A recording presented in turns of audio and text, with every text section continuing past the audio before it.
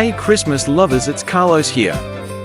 Now, you've probably seen a host of recipes on our website, NGT.Today, but as Christmas approaches, we've added a few new creative ideas that you may want to try. Firstly, Christmas wouldn't be Christmas without some decorations, drinks, food, and a beautifully wrapped present. So, let's talk gifts. Whether it's a small one or something bigger, or maybe something more difficult to wrap. Whatever the gift, we can show you lots of suggestions.